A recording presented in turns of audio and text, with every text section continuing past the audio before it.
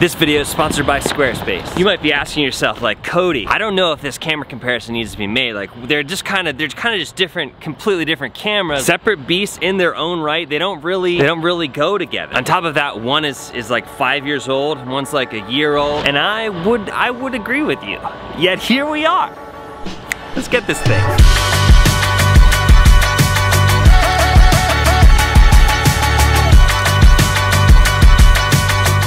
Welcome to the channel. If you're new here, my name's Cody Warner. This is a channel dedicated to making money making videos. I spent the last 3 years on the Panasonic GH5. I love the camera. I still use the camera. It's a fantastic camera. But I just recently grabbed the EOS R and I've really been enjoying it. Some things I love, some things I don't love. So that's what we're talking about in this video. The main reason that I wanted to add the EOS R to my arsenal is the autofocus, obviously, and then also the full frame look, especially for stills. I love taking stills. Like, I'm a hobbyist photographer. It brings me joy to take stills, but I'm horrible at manual focusing stills, and I could never really figure out the autofocus on this thing. I also just love the way the image looks, even in video. Fantastic camera. In this comparison, I'm going to steer clear of the obvious, which is autofocus, the differences between the full frame look and the micro four thirds look. Like, those things are what they are. These are more like little quirks, stuff like that. Okay, let's go. One of the things I absolutely love about this camera, the EOS R, compared to this Panasonic GH5, is this screen pump feature. On the touch of a button, you can press it and it'll pump the brightness of the screen to show you, like, oh, this is what, is anything blown out? Like, how's your framing look? Is there something in frame that you missed because it was too dark and now you can see it? Reading your screen brightness out in daylight or wherever you are can be really misleading, so it's cool to be able to see it both ways so easily. Something that I've always hated about the GH5, there are settings to make it bright all the time. You just can't navigate the screen brightness as well. The setting that I had it on would basically like go to this auto dim mode and have to half press in order to bring it back. It just was a weird feature. There was never a perfect setting.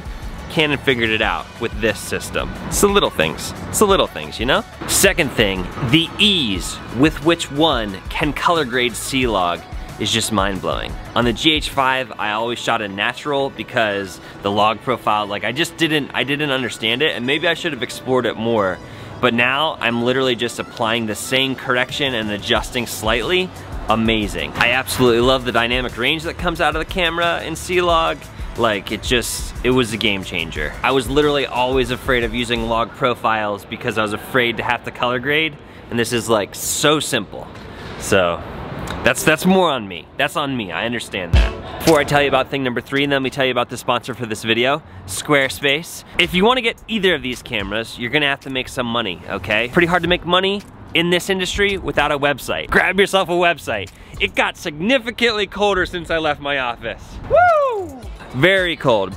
Squarespace gets you up and running super quick. Domain registration, build your website using templates. You don't need to know how to code. You don't need to know anything other than, this is what I want to put on my website, let me just get it up there, okay? Help you make money, help you get stuff done. Squarespace is an awesome company. I've been using them for quite some time. Absolutely love them. And if you want to check it out, go to squarespace.com/CodyWarner. Get yourself a free trial, and then when you're ready to buy, use the code CodyWarner to... The bridge is shaking. The bridge just started shaking. That's why I lost my train of thought. Why is the bridge shaking? Then when you're ready to buy, use the code CodyWarner at checkout to get 10% off your first order, all right? Check out Squarespace. Is it here? Is it even still here? I don't know if I did that in post or not. It is so cold. I am so cold. Like, literally the temperature has dropped 10 degrees. I hope my one wheel makes it. This one's so petty. I feel so petty saying this, okay? Third thing is, I hate that the on and off switch is on my left hand on the EOS R compared to the GH5 where it's on the right. Like, with the GH5, I can control everything with my right hand, and I love that. With the EOS R, I feel like I still need 2 hands, but like, part of getting an autofocus camera was to just be able to one-hand everything. I don't like reaching up to turn the camera on with my left hand. I'm sorry. I'm sorry. The fourth thing I would say is that I hate the way when you put it in eye tracking autofocus, it removes the level that is built in, the digital level. Because I use the level literally non-stop on the GH5, and it really bugs me when shots are not level. So, yeah, that's something that I've found problematic.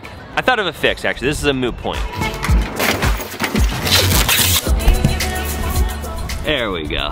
That'll do it. And the fifth and final thing, that's not a deal breaker, but I don't like it compared to the GH5, is how the auto leveling in the camera allows for peaking.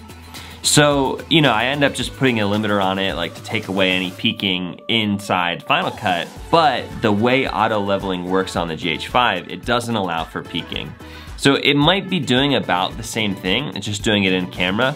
It's different, but it's weird to just constantly be seeing my audio peaking since I'm using auto, because it's really hard for me to set manual levels. I'm the type of person who like talks very loudly and then quietly for some reason. Probably not a huge deal for you, but for me is. I've always been really impressed with how the GH5 handled audio. Those are my 5 love and hates.